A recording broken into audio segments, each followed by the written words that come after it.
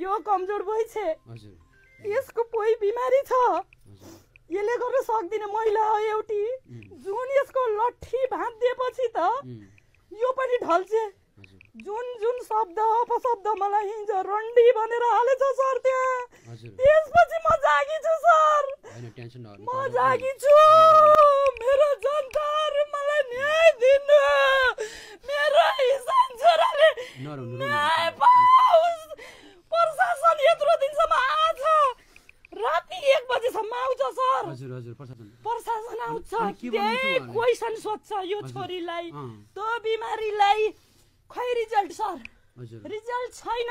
जस्तै यहाँ हिजो तल लैछ यो बिमारी पोइरह्यो मेरी छोरीलाई यसलाई नि ढलाउन खोजेछन् सर कसले नि प्रशासन पनि आछन् तिनै क्वेसन गर्छन् सर हजुर मेरो बुढोलाई नि तिनै गराउँछन् सर मैले न्याय पाइन हैन तपाई टेन्सन गरेको देखिएछ दुनियाँले गरेछ डिएसपी देखि लिएर नमस्ते गाइस है म संस्कार तपाईले यो भिडियो देखि पनि सक्नु भएको छ है धेरैजनालाई थाहा पनि छ है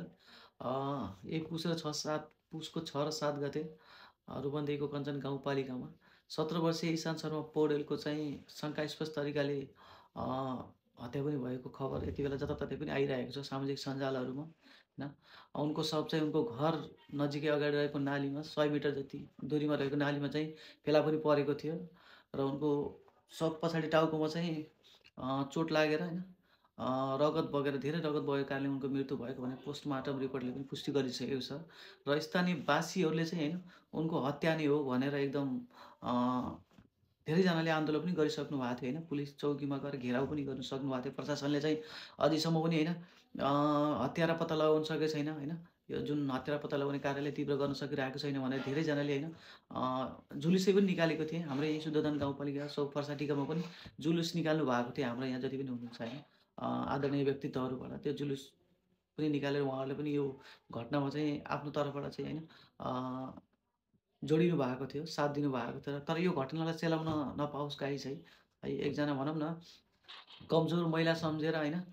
केही गर्न सक्दैन भने उनको बुढेसकालको सहारा बुढेसकालमा हेर्छ कि पाल्छ कि भन्ने भनेर एउटा हुर्काएको छोरो जो 17 वर्षीय युवा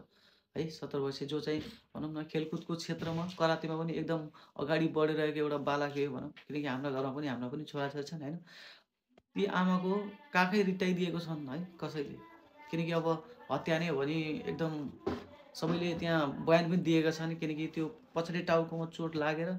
धेरै रगत बगेर मृत्यु भएको खबर भन्ने पनि आएको छ पोस्टमार्टमले है त्यही कारणले गर्दा सबैजनाले एकदम अनुरोध गर्न चाहन्छौँ सबैजनाले आवाजलाई दब्द नदिनुहोस् यो घटनालाई पक्कै पनि तपाईँ हामी सिलायो भने तपाईँ हामी सिलाउँछौँ बोल्दैनौँ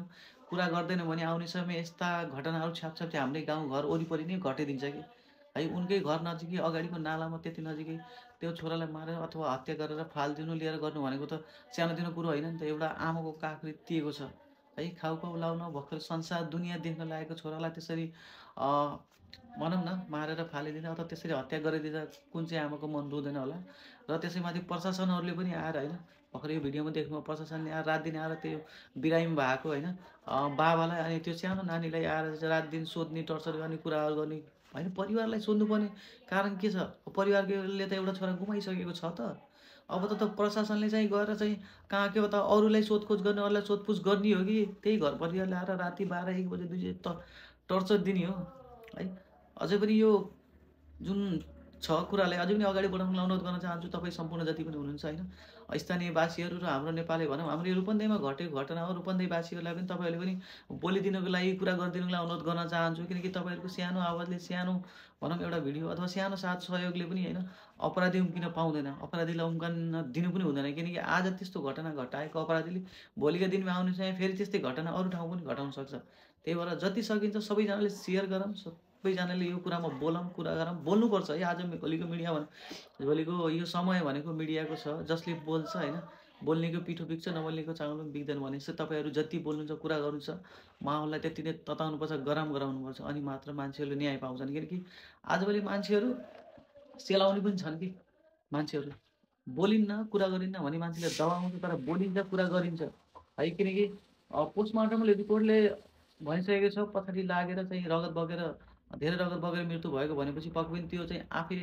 आत्महत्या कहिले कतै पनि हुन सक्दैन है। त्यो हत्या नै हो र जो पनि हत्यारा ऊ उम्किन पाउँदैन, उम्किन पनि पाउँदैन किनकि रगतले पोल्छ ल रगतले पोलेपछि त्यो मान्छे कहीँ पनि जान पाउँदैन कि। र सबैलाई अनुरोध छ, सबैजनाले भिडियोलाई सेयर गर्नु होला।